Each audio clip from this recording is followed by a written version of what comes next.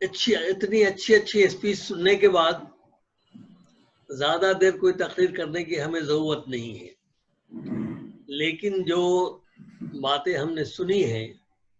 और जो बात इस टॉपिक पे सामने आई है, मैं खास तौर से तीनों बल्कि चारों स्पीकर ने जो बात कही है उनके सामने एक रिक्वेस्ट भी रखने जा रहा हूं, और वो रिक्वेस्ट इस अंदाज के है कि हम लोग 2 सेक्शन में चीजों को लेने की कोशिश करें। एक तो ये कि आरएसएस का जिक्र आया और इस वक्त बीजेपी की हुकूमत आरएसएस के कमांड में उनके बैकग्राउंड में या उनकी फिलॉसफी की रोशनी में काम कर रहे हैं। उस बैकग्राउंड में हमें जरूरत है कि हम एक एनालिसिस, ये चंद पॉइंट्स हम रख रहे हैं उसकी रोशनी में करना चाहिए, और दूसरी एनालिसिस जो हम लोगों ने अभी पेश किया है उसके मुताबिक कि कैसे हम इस सिचुएशन से निकल सकते हैं, कैसे इस सिचुएशन का मुकाबला कर सकते हैं, और कैसे हम कॉन्स्टिट्यूशन को बचा सकते हैं, और उसके रिलेशन उसी के रोशनी में आइंदा के स्टेप को भी तय करना चाहिए। तो पहला पार्ट है, उसमें हम 6-7 पॉइंट्स रखते हैं कि पहली बात तो ये है कि हमें वाकई आरएसएस और बीजेपी के नेताओं, चाहे मैं यहाँ पे उसके पहले जाने से पहले एजुकेशन पे बात हो रही है, तो इंस्टीट्यूट ऑफ ऑब्जेक्टिव स्टडीज ने जब श्री वाजपेयी जी प्राइम मिनिस्टर थे उनके जमाने में एक किताब हम लोगों ने पब्लिश किया था, उसका नाम था सैफ्रोनाइजेशन ऑफ एजुकेशन। वो किताब अभी भी बहुत इंपॉर्टेंट है to understand their intention and their way of thinking and their way of implementation। वो किताब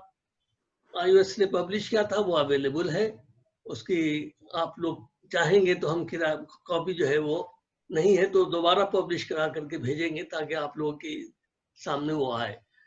तो इसीलिए हम एक पॉइंट हमारा है कि आर्ट ऑफ प्रेजेंटेशन, उनके जो आरएसएस के लोग हैं और जो बीजेपी उसके माउथ स्पीकर हैं या उनके जरिए पेश किया जा रहा है, तो हमें एक बात तो जानना चाहिए, वो अपनी चीजों को किस तरह से पेश करते हैं। Art of presentation, I have given the word, उसमें 2 चीजें बहुत कॉमन होती है। एक तो ये कि वो कंफ्यूजन पैदा करने में बहुत ही महारत रखते हैं, और उस कंफ्यूजन के जरिए वी द स्कॉलर्स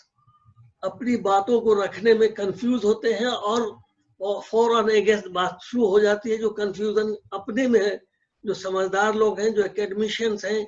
वो भी उसके बहुत बड़े शिकार हो जाते हैं। वो I am not talking about the young generation, वो तो हो सकता है कि यंग जनरेशन अभी मैच्योर ना हो, those who are very educated, very learned, very matured enough, वो भी कंफ्यूज हो जाते हैं। तो हमें उनका आर्ट को समझना बेहद जरूरी है। उसी तरह से उसी चीज को वो, जिसको हमने अवार्ड दिया है आर्टिकुलेशन ऑफ कंसेप्ट, जो कंसेप्ट वो पेश करते हैं। आप देखें कि लफ्ज हिंदुत्व, किस तरह से ये कंसेप्ट कहां से शुरू हुआ। किसी भी रिलीजियस बुक में, हिंदू जो जितनी भी किताबें हैं उसमें लफ्ज हिंदुत्व नहीं था, हिंदुइज्म है, हिंदू है, और उसे एक कंसेप्ट दिया हिंदुत्व, और फाइनली सुप्रीम कोर्ट के जरिए इसको अपने फेवर में जैसे भी हुआ, सुप्रीम कोर्ट ने उसके फेवर में फैसला दिया। तो जो आर्टिकुलेशन है, हमें उन आर्टिकुलेशन को भी समझने की जरूरत है, ताकि हम सही तौर पे आइंदा अपनी बातों को, जो नेक्स्ट सेक्शन में हम बात करेंगे, उसमें लाने की जरूरत पड़ेगी। उसी तरह से हमें इसको भी गौर करने की, उनकी स्ट्रेटजी ऑफ प्रेजेंटेशन, जो स्ट्रेटजी है, उस स्ट्रेटजी में जैसे अभी चंद सालों से बहुत फोर्सफुली, चुके सारी चीज उनके हाथ में है, जितने नेचर ऑफ पावर्स हो सकते हैं सारे नेचर ऑफ पावर्स उनके हाथों में है, और इसलिए जो है वर्ड इस्तेमाल होता है गोदी मीडिया एक्सेट्रा एक्सेट्रा। इवन जो कुछ मीडिया का जो रोल था वो खत्म हो चुका, तो उस रोशनी में आप देखें कि जिस अंदाज से स्ट्रेटजी में पार्ट ऑफ स्ट्रेटजी हुआ कि पहले मुल्क को कैसे हिंदू मुस्लिम में बांटा जाए, कैसे भक्तों की टीम बनाई जाए, कैसे भक्तों को अंधा या गूंगा बनाया जाए, ये सारी चीजें की गई। और हम लोग जो बहुत ही इंटेलेक्चुअल लेवल की बात करने वाले लोग हैं, हमने उनका ये स्ट्रेटजी को सही तौर से स्टडी नहीं किया, जिससे स्टडी करना बेहद जरूरी है। आज भी जरूरत है, क्योंकि आइंदा की जो बातें आएंगी उसमें बहुत ही इम्पोर्टेंट होगा। उसी तरह से मैनर ऑफ प्रेजेंटेशन या manner of popularisation of the concept, जिसको उन्होंने जिस मैनर से पेश किया है, उसमें कभी बड़े बड़े नाम मुसलमानों के भी आते हैं और उनको किस तरह से दूध की मक्खी की तरह से किनारे भी किया गया, वो ही सबके सामने है। तो इस तरह की चीजों को देखने की भी जरूरत है, जहां सिर्फ मुसलमानों का नहीं, दलितों और दीगर लोगों के टॉप लीडर्स को भी इस्तेमाल किया है। तो इस तरह की चीजों को भी समझने की जरूरत है। अगर जब तक कि हम उसको अच्छी तरह से नहीं समझेंगे तो सही तौर पे आगे नहीं बढ़ सकते हैं। एक और जो चीज, जो 5वां पॉइंट है, जिसको मैंने टर्म दिया है क्वाइनिंग ऑफ टर्मिनोलॉजी, वो हर इशू पे कुछ ऐसे टर्म्स इस्तेमाल क्वाइन करते हैं कि हम उसके इर्द गिर्द डिबेट में पड़ जाते हैं, और नतीजे के तौर पे ये होता है कि हम ये बात उनके उस डिबेट के अंदर इन्वॉल्व होने के बाद जो अच्छी चीज उन्हें उनके नुक्ते निगाह से लगती है वो उसको कबूल कर लेते हैं, और जो चीज समझाने या बुझाने या पेश को करने वाला होता है उसको नहीं मानते हैं। जो भी चीजें होती हैं वो भी बहुत ही इम्पोर्टेंट है कि क्वाइनिंग ऑफ टर्मिनोलॉजी वो में रियली दे आर एक्सपर्ट, और बेशुमार चीजें हैं। छठी बात यह है कि जो पावर में है उसके नतीजे में इस तरह से इंस्ट्रूमेंट, जो गवर्नमेंट के इंस्ट्रूमेंट्स हैं, चाहे वो सर्विलेंस का हो, एप्स का हो, गवर्नमेंट के पॉलिसीज का हो, या जितनी भी चीजें अपॉइंटमेंट्स ऑफ टीचर्स का हो, या मुख्तलिफ जो इंस्टीट्यूशन है उसके हेड्स के अपॉइंटमेंट्स हैं, ये सारी वो चीजें वेल कनेक्टेड चीजें डेवलप की है। ये था ये एक सेट जो उन चीजों को समझने के लिए और उनके पहलू को अच्छी तरह से, खास तौर से जो लोग ओपन माइंडेड हैं,